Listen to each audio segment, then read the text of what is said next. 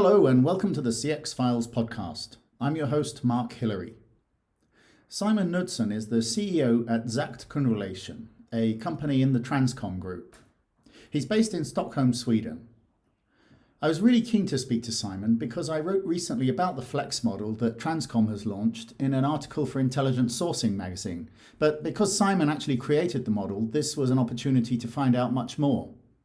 The Flex model is a response by Transcom to the emergence of GigCX as a serious trend in CX at present.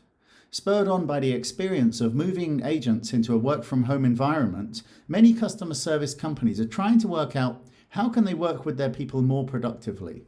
Flex is the Transcom answer. Okay, so let's hear all about it directly from Simon Knudsen himself. Simon, great. It's great to have you on the podcast. Now, I've been hearing a lot from the team at Transcom about the Flex model that you're running.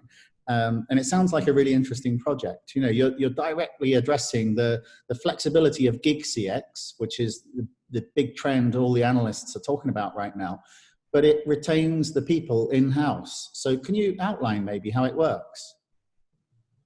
Sure thing, Mark. And first of all, I mean, it's a pleasure to come on the podcast, and really excited to have this discussion because this is my big passion. I mean, customer experience and flexibility. That's what I do every day. So I mean, the base of the Flex model is, I mean, we try to take the best part of if you look at the big contact center operations that you have with these giants in the business, and we try to adapt them so it better fits maybe today's environment and the sort of the nature of the business of companies, modern companies of today. So it's a lot like GigCX, but I mean, as you said, it's with the in-house team members. So I mean, I think that's one of the big advantages that you get, that you have your team that's trained, that's really equipped with all the stuff that you need to really represent your brand. It's also good because, I mean, you want a consistency in your customer service because it's not only about being flexible. I mean, all the companies want to be flexible, but they never want to do any sort of, they also want to represent great quality, right? I mean, that's the whole base of the experience. It's flexible, it's available, and it's supposed to be great quality. So you can, truly feel that it represents your brand. And that's what we've been trying to do. So we try to be smart in how we work with the agent experience point of view. Really good with performance management, and I think that's something that's been discussed a lot during these, unprecedented times that we've seen the last couple of months during the COVID outbreak. Also, the agent experience is really important, especially when you're working remote. For us, it's been important since day one because, I mean, this is all about, we need to catch the moment because flexibility means being just in time. So when the company or the brand needs an increased volatility because of a demand or a campaign or something, not only stuff that you can foresee like Black Friday or something, but it could be something that goes wrong in the day-to-day operations, logistical stuff, and that sort of issues. I mean, then you need the flexibility to really create, the availability to your clients. So that's the base of it. So we try to cherry pick the best from the big contact center or BPO offerings that you have out there in the business, but we try to break it down and make that available to not only small, mid-sized, and growing startup companies also. Yeah, that's great. And it's that focus on flexibility that I think everybody wants in this kind of post-COVID environment. You know, everyone's seeing the move to work from home, a dramatic increase in contact center flexibility. And I think that this is what's driven the conversation around GigCX, that if everybody's working at home anyway, then, you know, why would we replicate the kind of 8-hour contact center shift? Can't we have more flexibility? So, you know, what is it that your model addresses that's a downside of GigCX then? I mean, how is it better? I mean, I think it's better because first and foremost, the people that work with the Flex model, they're committed to customer service. That's their core passion. That's their only gig. They don't do anything else. This is their commitment. And it's also that, I mean, we use, of course, I mean, this is not new for the business, but we use sort of a blending. So that's what creates the uttermost flexibility of it. So you also have agents that experience other type of customer journeys and other type of customer interactions that they can bring on into creating a better brand experience for your customers. So I think that's a lot of the benefits also, because I mean, I think in the pursuit of flexibility and availability, which is, I mean, the key point that you want to do, you want to ensure that you have the best quality also. Because I mean, that's with today's online world and connected world that we have. I mean, the brand experience needs to correlate with the customer experience, truly. So I think that's one of the major advantages. Okay, and I mean, if we're looking at the flexibility and ability to support seasonality, like, you know, you mentioned that Black Friday, you can predict in advance that you need an increase in support then, but sometimes you might have something like the marketing team have arranged a product launch and they haven't even told the customer service team about it, you know, so more often than you would know, Mark. Yeah, so you get a big spike in demand, you know, so yeah, that's where the people who are advocating for GigCX are saying, you know, that's their sweet spot, that kind of flexibility. So how does the Flex model handle those kind of situations then? Well, that's the beauty of it, because I mean, we have all these agents, even if they're working from remote or if they're working in-house in our more brick and mortar operations also, they're there. So that's how we can create that sort of just-in-time availability. That's the big thing, because I mean, you need to have a 0 to 100 sort of response time to that. So what we do is we try to blend. We try to create that sort of environment that we can switch, because even if it's a campaign that's not really communicated, which happens a lot, it's also because, I mean, you never know which campaigns are going to create a lot of errands back to customer service also. I mean, you can have a great marketing campaign, doesn't even notice it in the customer service, and that's a good thing from a marketing perspective.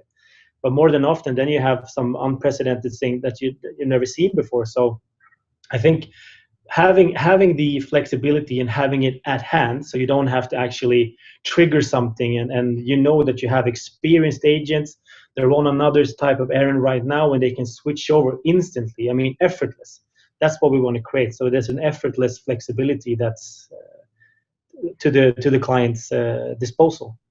So you mean that effectively the agents are trained to handle quality service on multiple different clients. So if, Definitely, for example, I mean, yeah, so you can have someone working on, say, an energy company and it's fairly a quiet day, and then a retailer explodes and needs help, and so those agents can just switch across immediately. Exactly. I mean, they can see from their own. I mean, that's a part of the agent experience also, because I mean, we're really selective in how we work with what type of brands these agents are working on, because we want to create that sort of commitment to the brand, and because they need to be ambassadors of the company. So if they see that there's a line piling up, there's a backlog piling up with chat or messaging or voice or something, they themselves can take action on it, to see, because that's the kind of commitment that we're looking for and try to incorporate in our agent experience. I think that's a key part also, because we try to push as much of the responsibility and the commitment and all the daily empowerment to the agents also. I think that's a key thing when you look at today's workforce also. I mean, a part of the why they chose to work with customer service, they want to do a difference in the client's day-to-day business. So I think that's key, actually. Yeah, that's interesting. So the agents are kind of empowered to just jump onto another account and grab some messages if they see a lot of stuff piling up, rather than someone at the top, you know, deciding where to parcel out the work to. Yeah, I mean, we see it more as a support, not a top-down control function. We see it as the real-time managers, the workforce managers. They're a support function to see, okay, where can we anticipate what we need to do the next 30 minutes or 15 minutes. But we try to empower the agents and then the service representatives so that they feel, because they have the uttermost commitment to their brands. So they want to make a big difference. So they want to be utilized in the right way also. And I think when you create that, then you get something that that's why you try to blur the line between in-house or outsourced operations, because that's the key, I think, to give the availability, have a flexible way of operating it, but never to demand less attention or engagement for the brand that you're working for. I mean, that's a key part in our business model. One of the points that the analysts are all talking about right now is resilience. Most companies were not prepared for this pandemic, and everybody is saying we don't want to ever be in this situation ever again. So clearly, contact centers are combining the traditional contact center with more automation, more chatbots, more work from home. So they're trying to create a much more resilient network. How does the Flex model fit into that kind of future contact center? I think it like a glove, I would say. I think if you look at it, we've seen the same sort of rapid change as most of the businesses have been. What would have taken 3 years took 3 months to get in form of work at home, enable, all that type of work. For us, we can work from home on site from Mars. That's because we have that sort of performance management tools, because that's a key thing for us to give the agents that sort of empowerment. They need to be in control of their day so that they can make informed decisions and take the right actions to make sure that they hit their targets, so that we're aligned with the client's demands and expectations. So for us, we weren't prepared for the situation, but we were equipped to handle it without a big damage to our operations, I would say. So we could utilize work at home enablement pretty fast. But we also saw amazing development when it came to employee engagement, and also we saw that actual sickness and those type of KPIs that we were looking at actually trended down during these periods. And I think that's a true testament to the type of brand engagement that we've been able to create. And that's, and then you come to something that's really hard to teach, but that's about culture in the end. Yeah, and I think that, looking forward to next year, it's clear that the entire customer service environment, the customer experience is going to be very different to what it was in 2019. So what do you see as some of the most fundamental changes to the industry because of what's happened this year? I think this has accelerated some of the trends that we've been seeing, that customer experience and customer service is taking a bigger place in the sort of business focus of every company. I think it's more clear if you're truly engaged and committed to delivering a great customer service. It shines through pretty clear right now, and have been doing so for this critical times that we've been through. But I think some of the trends are that all companies are going to be really cost conscious moving forward, because we don't know what the new normal is going to look like. So you want to be smart with your investments, and that's where I think a flexible sort of contact center or customer service setup has all the benefits, and it also gives you a controlling mechanism to actually be more agile when it comes to, pulling the brake when you need to do that and stepping on the gas when you need to do that, whatever fits your business purpose. So, I think I'm happy that we're going to a new normal phase, and I think it's going to be great times for both the business of the BPO and outsourced customer service business, because I think a lot of companies are realizing that, wow, we should prepare better for these type of situations, and I think that's good for us, and especially from a Flex point of view, because everybody needs to be conscious and smart about their investments. But one thing that's been super clear about these times is that you cannot underinvest in your customer service. You need to be available, and you need to be ready, and that's why we think that this model with the sort of just-in-time customer service level is beneficial, at least. Yeah. So during the midst of the pandemic, when we saw that airlines were cancelling flights without telling customers, government agencies were unable to offer advice to citizens because there was nobody at the contact center. You think that all these kind of disaster stories are really feeding into a realization of just how important that interaction between the brand and the consumer really is then? Yeah, definitely. I think, and to be honest, I think a lot of, if you take on your consumer hat in this discussion, I think we have an understanding that nobody could prepare for this. We've never seen anything like it before. So I think we're not gonna judge these companies and brands too hard.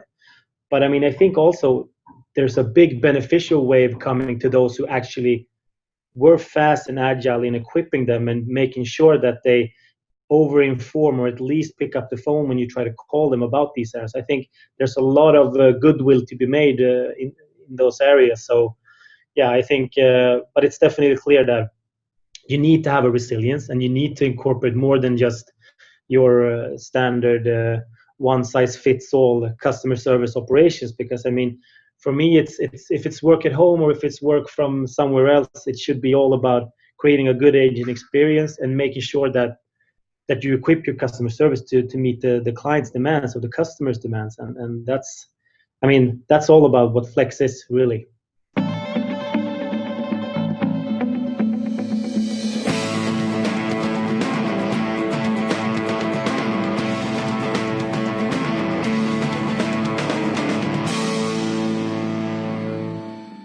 Thanks for listening to the CX Files podcast. Please take a moment to review the podcast because this helps other listeners to find it. And if you have any suggestions, then get in touch with me on Twitter or LinkedIn. I'm at Mark Hillary with 2 L's, or just search Google for Mark Hillary.